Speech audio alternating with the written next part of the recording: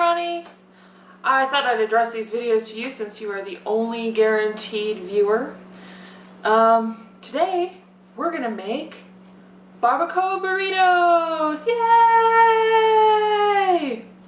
So let's do that. The ingredients that you will need are 3 pounds of beef, 1 onion chopped. I didn't actually chop it very much, just kind of cut it into smaller pieces. Salt, pepper, bay leaves, chili powder, white wine vinegar, and tomato sauce.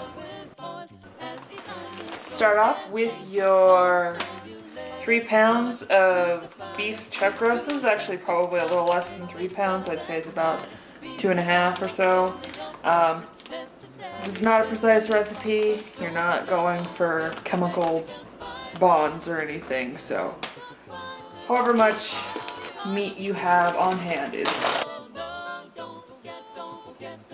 And just get this pan really good and hot. The recipe that I'm using doesn't actually require you to do this, but I do this with every time I put pot roast in a slow cooker. I sear it off first just to get good brown on the outside.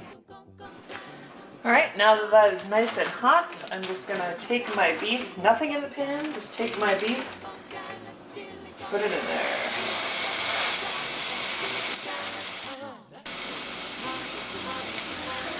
This is a good time to season. You can do it before, but I generally just do it while it's in the pan. That way I only have to touch the meat one time. So I'm just going to season this liberally with salt and pepper. You may take it upon yourself to put some chili powder or whatever on here to give it a little extra kick. We're going to be adding a large amount of chili pepper at the end, so I'm just going to do salt and pepper.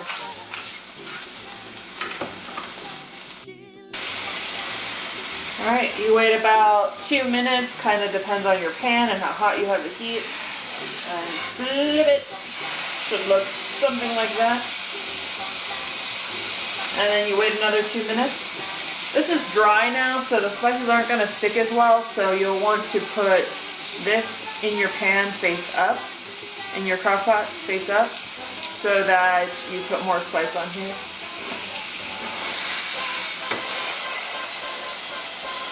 So that turned out pretty well on the bottom. I'm just going to sear the sides and then we can transfer it to our crock pot.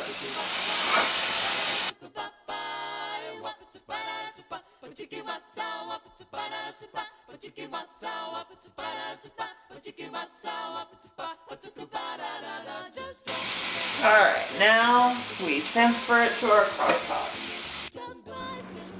So I have a humongous 6-quart crock pot.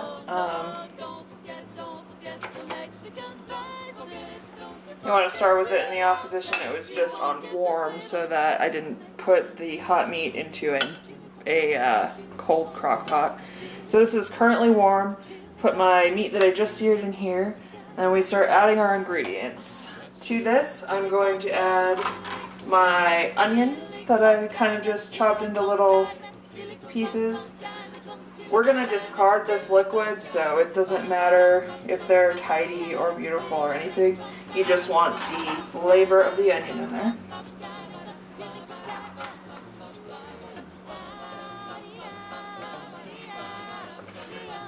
Add 3 bay leaves.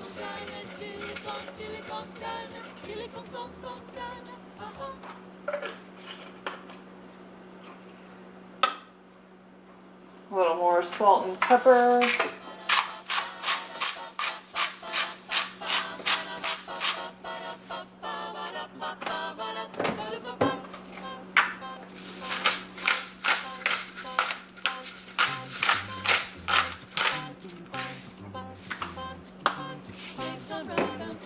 Then you add your vinegar. and then you'll cover it with water. But before I do this, I'm going to actually add some garlic. The recipe I'm using doesn't call for garlic, but several of them do. And also, I just think it will taste better with a little bit of garlic, so. Get a little garlic press out, which I love so very, very much.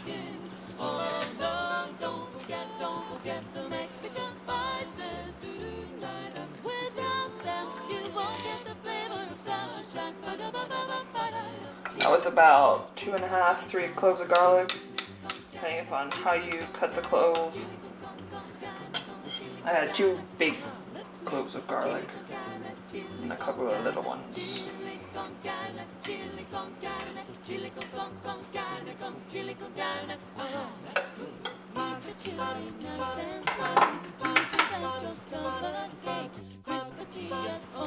Alright, now attack with vinegar. Put a 1/4 cup of white wine vinegar down in there. And then cover this with water. I don't know about where you live, but Las Vegas, in certain parts of Las Vegas, the flavor of the water is terrible. I don't know if it just has to do with the pipes or how new or old the area is, but we used to be able to drink the water right out of the faucet at some of our other houses in Las Vegas, and in this area we have to buy bottled water. So that's why I'm using bottled. You can use the water from your tap if you feel so inclined. But this took about 3 bottles of water, so that's, 3 pints. I'm actually not going to use all of this. Just going to cover it. Oh, maybe I will use it all. Right there. There you go. There you go. Set it to high. Put the lid on there. And then you let it go. The recipe says that it's going to go for 4 hours. Since I know my crock pot and it takes less time than that to cook a pot roast fully, I'm going to just keep an eye on it and we'll see how long it will take. Estimated it's been here about 3.5 hours or so. And it is ready to come out of here. I'm just going to turn this off real fast. And by the way, the reason that I'm leaving the air conditioning on, even though it makes that horrible sound, is because I turned it off for the last half of the video and it didn't turn on, by the way, when I turned it back on, so I got really scared. So I'm not going to turn it off this time. Sorry, you just have to listen to it. Woo! It smells really delicious. It smells exactly like it is supposed to. Alright, so I drained the water and I've just cut it into little pieces. It's starting to fall apart, so I'm just gonna let it cook a little bit longer in the actual sauce so that it starts picking up that flavor. So for this sauce, it says 1 can of tomato sauce, which makes sense. I'm actually going to add a little bit of water to this. I'm just going to add a little bit of extra water to this just so it has enough stuff. Actually, interesting side note, it actually smells a little bit like pickled herring because of the onions and the bay leaves and the vinegar. So I'm not going to let that throw me off. I'm just going to hope that this turns out okay. And it calls for 1/4 cup of chili powder. So this is going to be fairly spicy. I'm not going to measure. I'm just going to kind of cover the top here. About as much as I would use in chili. Stir that around. Turn that back to high. And I know usually you don't come back to the slow cooker and check on it or anything, but I'll probably come back and check on this in about an hour to see whether the meat has fallen apart sufficiently or not. But I think this will go pretty quickly. So after about 2 hours, 2.5 hours, geez, almost 3 hours, I took it out. It's still not crumbling as you would usually think it is. This is definitely an all-day crock pot recipe, like get up in the morning and put it in, and then I would actually switch it up so that all the tomato products are in it from the beginning. But I kind of torn it apart with 2 forks, and it's working out fairly well, so it'll go into the burritos nicely. Yeah, I would probably reduce the amount of water. So we'll probably have to have a barbacoa sequel recipe. But the meat is done and we are ready to make our burritos. Alright, so Anthony is going to demonstrate how to prepare a burrito shell.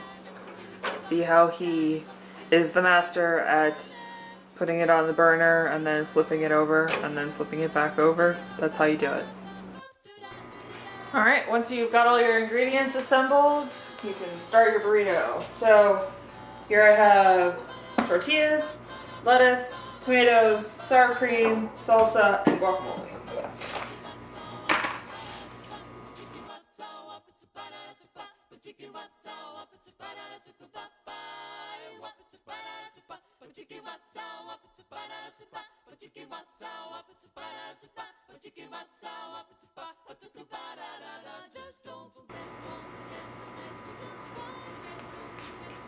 Oh no, it's too giant. Alright, that's what your burrito will look like.